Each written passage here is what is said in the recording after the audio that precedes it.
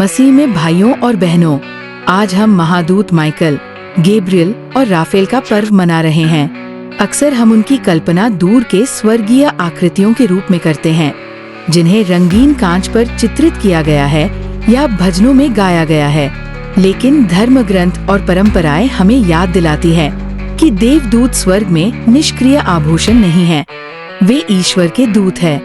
वे ईश्वर के योद्धा, संदेशवाहक और उपचारक है। उन्हें हमारी दुनिया की वास्तविकताओं का सामना करने के लिए भेजा गया है। अगर वे आज दुनिया को देखें तो उन्हें क्या दिखाई देगा? एक ऐसी दुनिया जहां 2781 अरबतियों के पास 14.2 ट्रिलियन डॉलर की संपत्ति है। इस बीच हमारे 735 मिलियन भाई बहन हर दिन भूखे रहते हैं। दुनिया के शीर्ष 1.5% लोग दुनिया की आधी संपत्ति पर कब्जा करते हैं, लेकिन मानवता के निचले आधे हिस्से के पास केवल 2% संपत्ति है। भारत में शीर्ष 1% के पास देश की 40% संपत्ति है, जबकि निचले 50% के पास केवल 6% संपत्ति है। हम इसे विकास कहते हैं, लेकिन अर्थशास्त्री इसे करोड़पति राजतंत्र कहते हैं। एक ऐसी व्यवस्था जो ब्रिटिश औपनिवेशिक व्यवस्था से भी ज्यादा असमान है। माइकल ईश्वर का योद्धा देवदूत है जो अजगर से लड़ता है। धन संपत्ति में ईश्वर जैसा कौन है?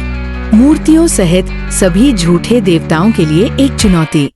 वह न केवल आध्यात्मिक बुराई का, बल्कि आर्थिक हिंसा की उस व्यवस्था का भी सामना करता है जो कुछ लोगों को ऊंचा उठाती है और बहुतों को कुचल देती है।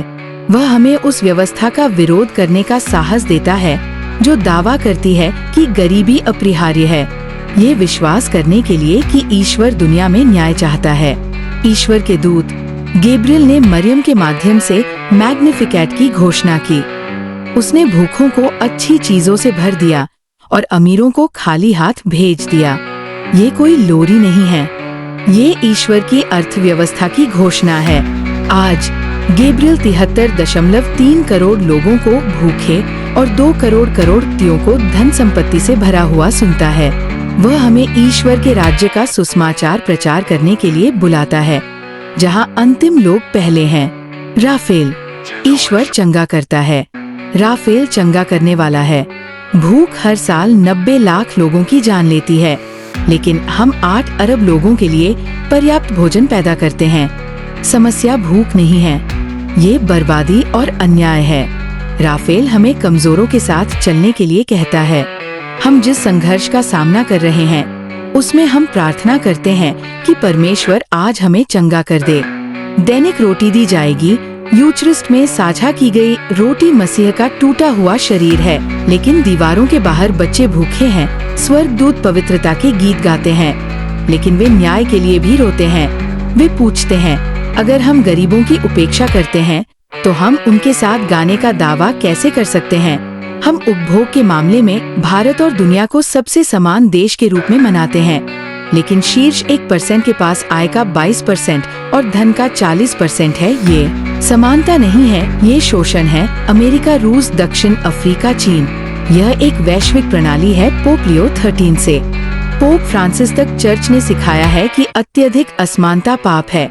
ये ईसाई शिष्यत्व के अनुकूल नहीं है। आज का अंतिम आह्वान महादूतों का पर्व स्वर्ग के बारे में नहीं है, यह हमारी दुनिया के बारे में है। माइकल हमें गरीबी पैदा करने वाली ताकतों का विरोध करने के लिए बुला रहे हैं।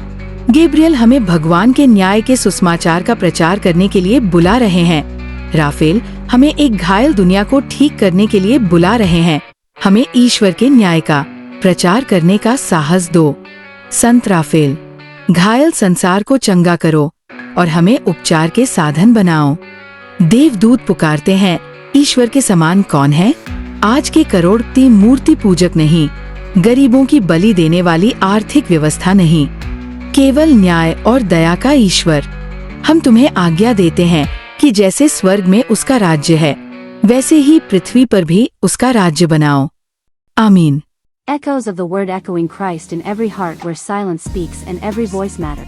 Rooted in Carmelite contemplation and creative prophecy reflections, visuals and captions.